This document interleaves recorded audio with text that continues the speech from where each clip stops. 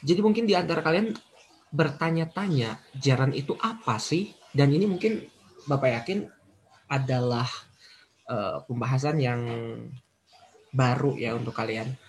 Dan pembahasan ini meskipun cukup asing, tapi I'm pretty sure that you can understand this quickly. Kenapa? Karena memang materinya sendiri sangat mudah ya, dan juga pokoknya tidak ribet deh ya. Jadi kita mulai dari membahas apa itu gerund ya. Tolong ingat-ingat namanya gerund, bukan Gerald atau gerung ya, but it's gerund. Okay, first of all we have to know about some facts what so-called gerund. Here you go, I will go with verb. Jadi yang nama gerund itu adalah kata kerja, verb. Seperti yang kita tahu kata kerja itu eh, apa namanya tuh dengan 4 bentuk ya. Ada verb 1 for present event, verb 2 for past event, kemudian ada verb 3 for complete event, and also the other function of verb 3 is passive voice ya, untuk menyatakan kalimat pasif. Kemudian ada juga verb ing yang dia itu punya fungsi sebagai present continuous event ya, atau ongoing activity, yang mana juga selain untuk menyatakan sesuatu yang ongoing bisa juga untuk future.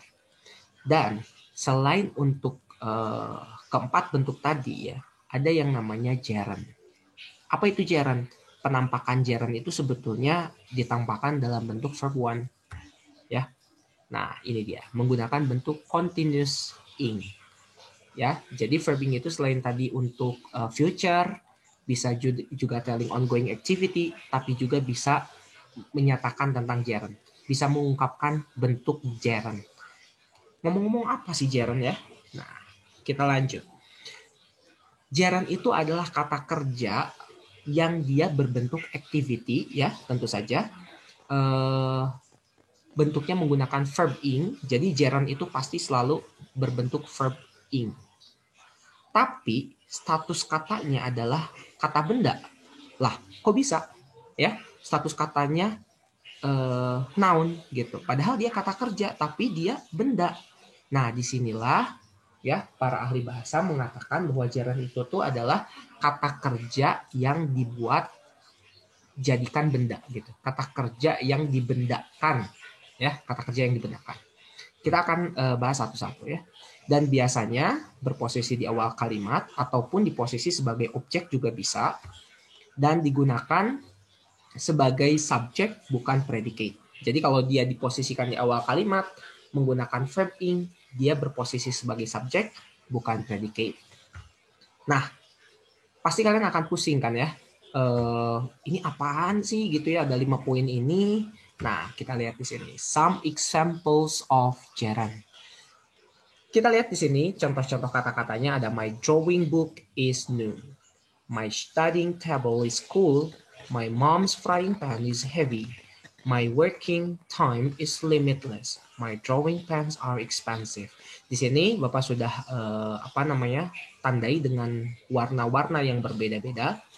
Nah, kalau kita lihat dari kategori-kategori yang tadi diberikan mengenai gerund, yang pertama, gerund itu berbentuk verb. Ya kan? Yang pertama tuh bentuknya tuh adalah verb. Yang kedua, dia diungkapkan dalam bentuk continuous. Sudah jadi yang pertama yaitu verb. Nah ini, yaitu verb. Bentuknya ya, dia itu adalah kata kerja, berarti gerund itu kata kerja. Kedua, dia itu diungkapkan dalam bentuk continuous. Continuous berarti verb ing ya. Verbnya bukan verb 1, bukan verb 2, bukan verb 3, melainkan verb ing. Yang ketiga, dia itu statusnya sebagai kata benda. Nah, ini mungkin kita bisa lebih gambarkan ya di sini. Maksudnya apa nih noun? Kok ada sih kata kerja tapi statusnya sebagai noun? Otomatis tadi dia dipakai biasanya sebagai subjek, katanya subject of the sentence ya. Subject of sentence. Dan apalagi ya tadi tuh. Dan posisinya sendiri dia adalah, bentar, ngintip dulu. Dan ya di awal kalimat ya, posisinya di awal kalimat. Nah, oke, untuk posisi mungkin itu bisa bervariasi ya. Jadi yang posisi itu tidak selalu seperti itu gitu. Tidak harus selalu ada di awal kalimat. Oke, kita lihat di sini. Di sini mana yang posisinya sebagai verb, terus dia bentuknya verb ing, ya, dia subject of the sentence. Jawabannya yang memenuhi kriteria tersebut adalah yang ini kan, yang ini. Ada drawing book, ini nih, drawing, studying, kemudian ada juga flying, working, drawing, ya. Oke, ini benar nggak sih kata kerja? Benar. Verb ing bukan sih? Benar juga, ya. Nah, kita lihat apakah dia subject of the sentence? Nah, jadi kalau kita lihat di sini ada kata drawing. Ini kan kita tahu ya, drawing itu artinya menggambar. Menggambar. Studying artinya belajar. Frying artinya menggoreng. Working artinya bekerja. Drawing menggambar juga, ya kan? Nah, tapi posisi atau mungkin si drawing, studying, frying, working, ya, ini si kata kerja ini ternyata dia bukan predicate of the sentence, dia itu subjek. Kita lihat di sini, kok bisa jadi subjeknya? Itulah fungsi dari gerund ya. Fungsi dari gerund kita lihat ini sebagai subjek, ya kan? Yang ini adalah predikatnya, is, dan kemudian new sebagai keterangan, ya. New itu sebagai keterangan ya. Nah, dan ini berlaku untuk seluruh kata yang ada di sini dengan warna yang sama ya. My drawing book jadinya bukan menggambar buku kan, tapi drawing book itu kemudian mempunyai arti lain. Yang tadinya drawing menggambar, tapi ketika dia ditambahkan, jadi seolah-olah ini Bapak ingin kalian melihat nih, di sini seolah ada tambah. Ada verb ing, tambahin nama benda gitu ya. Jadi artinya bukan lagi menggambar buku, tapi jadi buku gambar. Buku gambar. Ya kan? Studying table, apa tuh jadinya? Studying belajar, table meja. Studying table bukan belajar meja, tapi meja belajar. Tentu saja ya. Kemudian ada frying pan. Frying pan. Pan itu ya pen apa tuh? Alat penggorengan ya, wajan ya. Frying menggoreng, berarti wajan, frying pan, wajan penggorengan gitu ya. Wajan penggorengan. Terus working time, time waktu, working bekerja, jadinya waktu kerja. Waktu bekerja atau waktu kerja boleh. Oke, kemudian ada drawing pens, gampang. Ini menjadi artinya ya pulpen gambar, pulpen gambar. Gambar. Ya, mungkin kalian punya dong. Yang suka gambar-gambar pasti punya drawing pen. Ya. Nah, ini bentuk-bentuk drawing book, studying table, frying pan, working time, drawing pens, ya. Ini adalah gerund. Jadi kata benda. Jadi ini kata kerja, ya. Prinsipnya dia itu adalah kata kerja, ya kan? Kata kerja, kata kerja yang karena syarat-syarat ini gitu ya, dia berubah menjadi kata benda, atau para ahli bahasa mengatakannya ini sebagai kata kerja yang dijadikan kata benda atau dibendakan.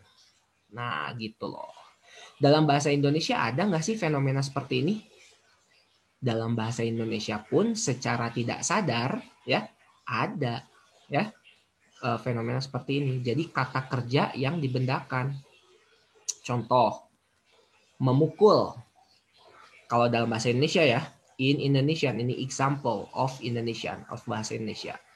Contohnya memukul. Ini kata kerja atau kata benda? Memukul. Kata kerja. Ya, ini verb. Tapi dia bisa berubah menjadi pukulan. Nah, pukulan. Ini kata benda, noun, pukulan.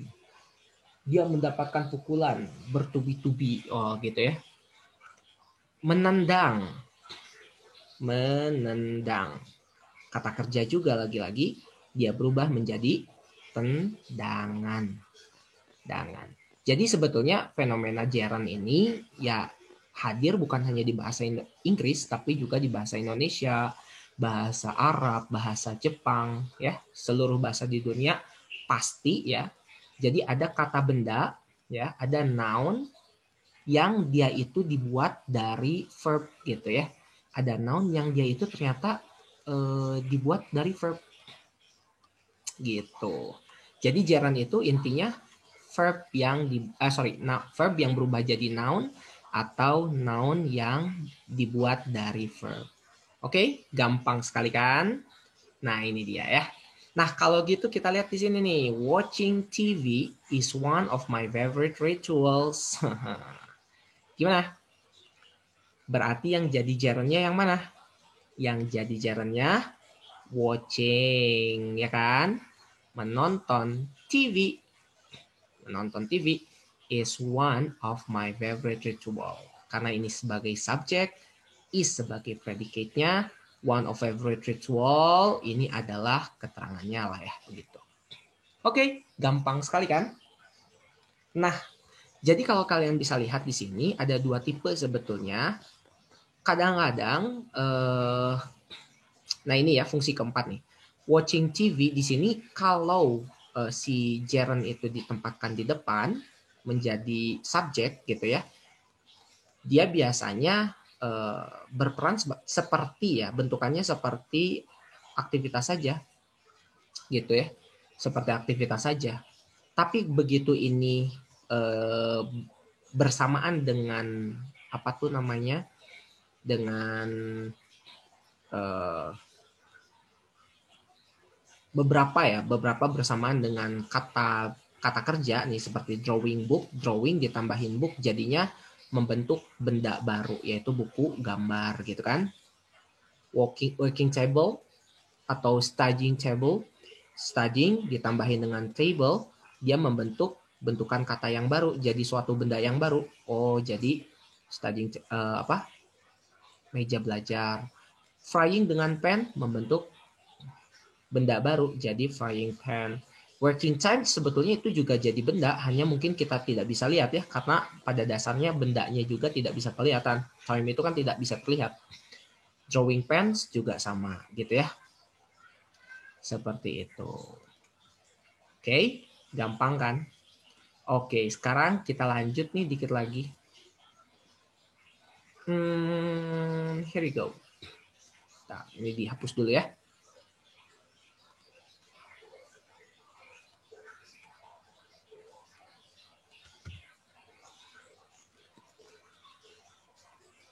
Nah, inilah contoh-contoh gerund ya. Nih, ada beberapa gerund yang tanpa kita sadari sebetulnya ini tuh gerund loh. Coba yang contohnya yang ini ya. Ini ada apa sih? Pasti tahu dong. Yap, ini adalah sleeping bag.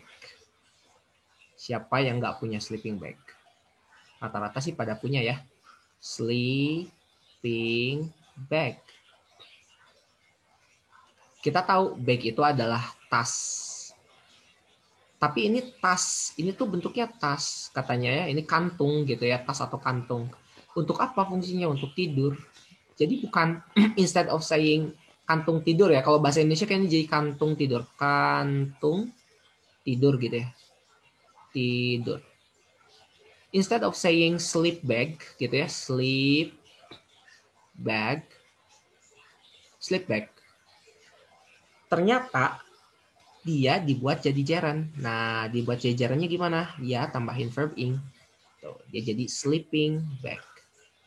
Waktu tidur, berarti jadinya sleeping time. Seperti itu. Nah, ini yang tadi ya, drawing book. Drawing dan juga book, buku gambar. Kalau ini apa nih? Kolam renang kan? Kolam untuk berenang, kolam renang. Secara tidak sadar, kita ternyata sering menggunakan ini. Ini disebutlah bukan swim pool, tapi swimming pool. Nah, ini adalah gerund nih. Gerund-gerund yang bendanya sendiri ada gitu ya. Ini yang tadi frying pan. Frying pan. Gitu. Kalau ini apa kira-kira? Kalau ini adalah, lihat, ada tenda-tenda gitu ya. Biasanya mereka sedang apa sih? Great. Mereka sedang camping. Itu juga gerund. Atau kalau areanya sendiri, area untuk camping jadinya apa? Jadi camping site atau camping ground boleh. Camping site atau camping ground. Camping area dan sebagainya. Camping time mungkin bisa jadi camping time ya, waktunya camping gitu ya. Waktu berkemah gitu. Sip, mudah kan? Gampang. Itulah seputar gerund. Kita akan latihan di pertemuan selanjutnya ya. Adios.